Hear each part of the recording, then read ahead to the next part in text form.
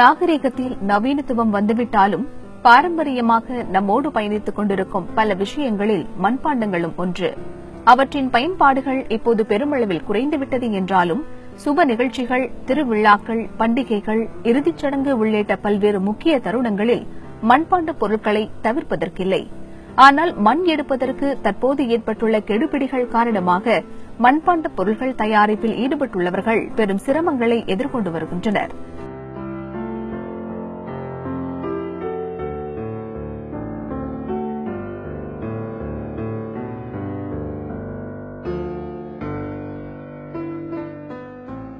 கோவை மாவட்டத்தில் தடாகம், கிணத்துக்கடவு உள்ளிட்ட பல பகுதிகளில் குடும்பத்தோடு வசிக்கும் மண்பாண்ட தொழிலாளர்கள் கோதவாடி, தடாகம் பகுதிகளில் மண் எடுத்து பிழைப்பு நடத்தி வருகின்றனர்.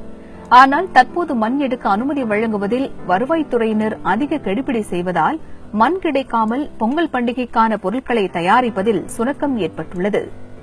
ஒவ்வொரு ஆண்டும் மண் எடுப்பதற்கான அனுமதியை பெற பல மாதங்கள் நடையாய் நடக்க வேண்டியுள்ளதாகவும் அதிகாரிகள் அனுமதி வழங்குவதற்குள் விழாக்களை முடிந்து போய்விடுவதாக தொழிலாளர்கள் கவலை தெரிவிக்கின்றனர். இதனால் பல தொழிலாளர்கள் இந்த தொழிலை விட்டு வேறு வேலைகளுக்கு சென்றுவிட்டதாக கூறப்படுகிறது.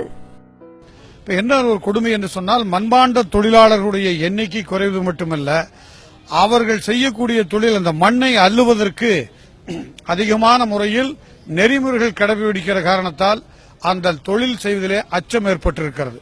இன்னொன்று பிரதானமாக மண் அள்ளப்படுவதற்கு நிறைய வாய்ப்புகள் அரசாங்கத்தின் சார்பிலும் மறைமுகமாகவும் சில நபர்கள் கள்ள விரோதமாகவும் செய்து வருகிறார்கள்.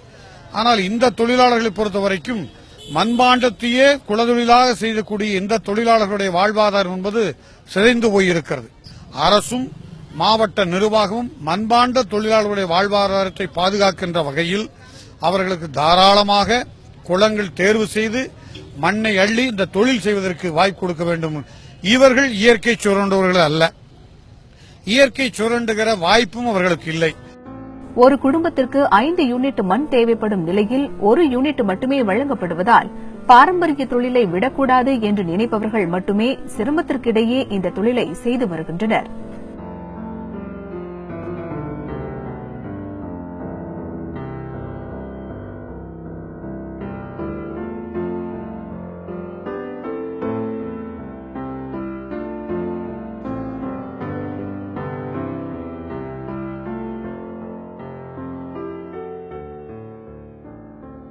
மண்பாண்டங்களின் மகத்துவம் உணரப்பட்டு வரும் நிலையில் மண் தட்டுப்பாடு போன்ற பிரச்சினையால் மண்பாண்ட தொழில் முடங்கும் நிலை உள்ளது.